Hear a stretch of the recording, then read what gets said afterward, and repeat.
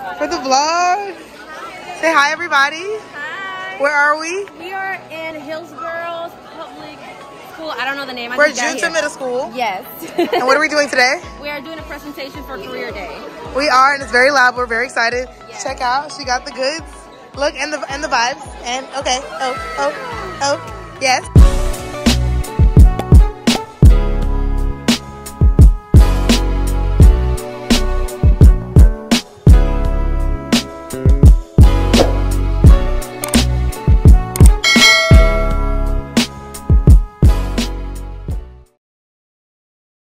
Hi vlog, I'm Alexis. I'm a part of the Boss Badgers. Hey! Essential key part to the team, but no one knows it yet. Not even me yet. So the Right. full potential leader is my mentor to my full potential.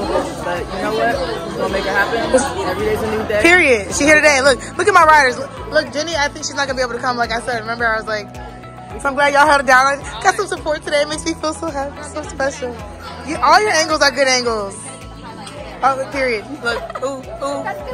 All angles are good angles. Look, she got the nails done. I mean, she's styling. Yeah, check out the shoes. Check out the shoes. Period. Period. Keep them. Okay. Ooh. Hey. There's a fight here. What's going on there? They're all shocked right now. Like, it's another day. It's another day. All your marketing, and you have to manage your business yourself. So, for example, if you get a commission check of, let's say, $6,000, out of that, you have to take out money for your marketing. You have to take out money for if you need new tires, your car, and on top of that, taxes. Because the more money you make, the more you gotta pay for income taxes. So a lot of people, they go into it with a mindset like, oh, I'll make so much money, I'll make so much money. They waste it all, and then when taxes come around or your car breaks, then you don't have something to lean back on. So you have to do all the planning. Like realtors, you get hired by other people to sell their house, and then they give you a percentage. So the realtors always get paid most likely from the seller. So if you're, for example, if you're buying a house and you need an agent to buy a house, you don't pay me directly.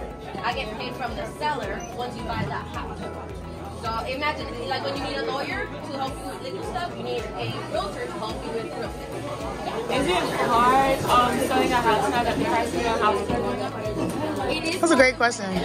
Give her. You like gummy bears? She deserved the gummies. Give her the gummies. Don't eat a little piece of candy. That was a good question. They gummies. To answer your question, it is more competitive now. So there's two types of agents, right? It's a great question. There's buyer's agent, which you help the buyer, obviously, and then there's seller's agent that you help the seller. In this market that we're in with such limited inventory, buyer's agents are having a harder time to get their offer accepted because there's so much competition.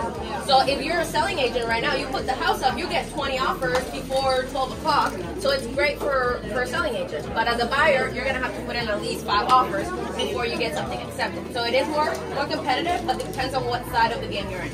Great question. So actually, guys, if you are interested in a career in real estate, we're doing a giveaway where Miss Russ will be sending out the information. But basically, you just have to send a video saying why you think you might be interested in a career in real estate and maybe why you think you'd be a good realtor. And then we're going to be picking 3 people to follow us on a day, like to see what we do. So usually people say before you become a realtor, you have to have at least a few months of expenses in your pocket. But because it's very common that you won't sell a house as a brand new realtor, like the first 6 months or something. But everybody's different. Maybe Unless you're me, because I did. But anyway. Wow. Wow, flex. But once you sell, oh, I'm sorry. But once you sell that first house, what you will get for that paycheck is what you would get 2 or 3 months working a regular job. So it makes it all worth it, but you have to budget it out. How do you get like the houses that you sell? Oh, you mean? Okay. Like, how do you find a house? No, I want Alexis to answer some questions. You want me to answer? I mean, to get a house to sell, you gotta make sure you're marketing correctly. So if it's a 5-bedroom, 3-bath house, that means it's built for a family. So you have to find that right person to fit in that house. It's almost like finding a puzzle piece to fit the right puzzle. How do you find the house to begin with? Well, you gotta find the person that wants to sell the house. There you go. Are they motivated by making money? Or do they want to hurry up and move? They got, something to do across the country. Do they have a job where they travel a lot? You have to find out what motivates them to sell. So once you find that out, then you can perfectly pinpoint what it's going to take to sell their house and help them achieve their goals. Because ultimately, as realtors, that's what we do. We help people achieve their life goals. Ultimately. All right, give her a mic. Millennials? We're millennials. All three of us here are millennials. You guys are Gen Z. We're the biggest generation to come out. You guys are the second biggest generation to come out to the world. If you call her presentation in the cafeteria, she was speaking to the fact that land is limited. So real estate, for that reason, houses can appreciate. As, you know, unlike cars, which depreciate. So because you all are the second biggest generation to come out, y'all need places to live. So if you want job security, this is definitely a route to go. What she means by that is we're always going to have a job because people are always going to have the need to find somewhere to live. Whether they're renting or selling or buying, you guys have to find each other places to live. Somebody's going to have to do it. If somebody answers this question, I'll give it to me. What's the difference between buying and renting a home? That's a great question. You actually own the home. Okay, so what does it mean to own a home? What's the difference between the benefits of owning the home instead of just renting it? Renting home is okay. Owning a home is like change the outcome. You can customize it. Okay, and then is there anything else that's really important when it comes to owning? Money. You're saving money, right? What was that? Is there a mortgage after it? Yes. But the difference between renting and owning is that, for example, if you rent a house, let's say you pay $1,000 a month, right? You live there for a year, that's $12,000 that you're paying of somebody else's debt, right? But if you own that, that means you paid off $12,000. And then if you were to sell it, depending on the market, you can get those $12,000 back in your car and more. So that's good. I'm running out of gummies now. What do you think would be the cons to being a realtor? What's something bad about being a realtor? It's a realtor, so like when certain houses where people already buy homes for other realtors, like and you're a realtor, it's a competition. Yeah. So I have a listing nearby that I'm going to meet a photographer at. In 2.1 miles, turn left onto Evergreen Creek Court. And then I am going to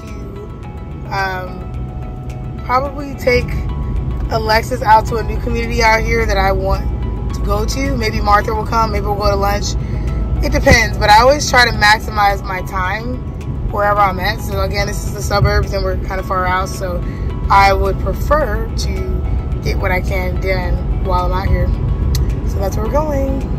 It looks like I'm creeping. It looks like I'm, you know, hiding behind. Nah, that's my learning style. What did you learn?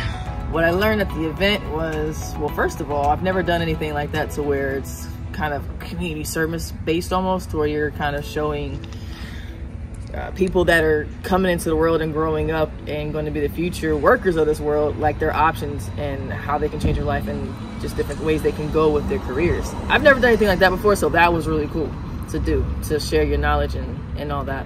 But also hearing you and Martha talk, I learned a lot about what you guys get out of real estate and what drew you into it, and kind of your perspective on it, which I've realized is different. Everyone's in this business for their own kind of reason, their own thing. They want to achieve their own goals. So it was helpful. I learned hearing you and Martha talk about, you know. Are you glad you came? I'm super glad I came. Yeah. I'm going to the next one. Period. I heard there's going to be food and drink and beverage. So I'm so sick of you. Because we wouldn't be hungry right now. listen, I wouldn't be hungry. You wouldn't. You know, because that's the thing. That was career day, but the teaching, they always have food. Yeah. All right. Well, I'm looking forward to next week because that was service. We changed some lives. There we go. Some stuff. And now we, you know, not on an empty stomach. So, what did you feel about? How did you feel about the initial presentation? I think it was great. Like, because I asked you before, I'm like, how are you going to make this relate to middle school kids? You know, they don't know. They don't even know. Yeah. Probably some of them aren't even thinking about what they want to do. Some of them were, and that was surprising. But you definitely made it make sense. Because one thing kids at that age do respond to is material things. And so your examples of the iPhone, your car that you worked hard for and you earned, and you used to be a teacher, like, you know what I mean? They did. You saw them? Themselves, yes. You saw them? Like a little bit, a couple of them were like, because you used to do the same thing, and so and they look at you now, you know what I mean? So I think that was a great way for them to understand, okay, things depreciate, most things depreciate. Real estate is one of those things, you know, that can actually make you money long term. I feel like my content was fire. Your content was absolutely fire. The biggest part too, especially being how like millennials and Gen Zers are, like, we're creatives. That's what a lot of us I tried to show that. So you showed and showcased the biggest thing is how they can be themselves and be creative and, you know, whatever works for them. Like, you longboard, you roller skate, you know, that could be like you were asking them, like, what would you incorporate? Your personal, you know, your personality, what would you incorporate into your trying to draw in customers? And I think that was really great. Yeah, that was awesome. Thank you very much. Yeah, I didn't sleep on it, but you gotta meet people where they at. You gotta meet people where they at. Exactly. Because I always have to think, and I had, like, it was interactive. It was, yeah, and then it was interactive. That little thumbs up, thumbs down. That was cute, right? That was great. Could you tell I was a teacher? Yes, but it pulled them in, because before, I know they're a little restless maybe. Yeah. But then once you started that little thumbs up, thumbs down game, you gotta hook them. 13, talking about Mercedes Benzes and stuff, because, you know, these kids, they watch videos, right. They see what people have, but they don't know what it takes to get there. Right. So you show them the stuff that, you know, the accolades of you're working hard. And I think, you know, making it a game changed their engagement. Hey YouTube, so we had an eventful day. Like, literally, I'm still hungry. That's the gag. Like, trying to get food, and we ended up just talking. So next time we'll go look at some new construction, like I said.